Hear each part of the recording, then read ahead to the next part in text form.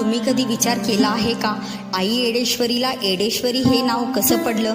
असं सांगितलं जातं की जेव्हा रावणाने सीतामातांचे अपहरण केले तेव्हा प्रभू श्रीराम दुःखाने व्याकुळ होऊन त्यांचा शोध घेत जंगलातून आणि गावोगावी फिरत होते. श्रीरामांची ही अवस्था पाहून माता पार्वतींनी त्यांची परीक्षा घेण्याचा विचार केला. त्यांनी सीतामातांचे रूप धारण केले आणि श्रीरामांसमोर आल्या.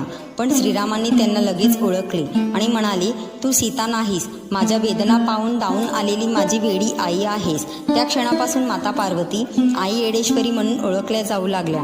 ह्यानंतर मातेने येरमाळा येथे वास्तव्य केले. त्यामुळे हे स्थान एक जागृत शक्तिपीठ म्हणून प्रसिद्ध झाले. दरवर्षी चैत्र पौर्णिमेला येथे मोठ्या भक्तिभावाने उत्सव साजरा केला जातो. या यात्रेतील सर्वात खास परंपरा म्हणजे चुनखडी वेचण्याची प्रथा. आईची पालखी अशा जागी नेली जाते जिथे वर्षभर फक्त काळी माती दिसते, पण पालखी पोहोचल्यानंतर जमिनीतून पांढरे चुनखडी बाहेर येतात.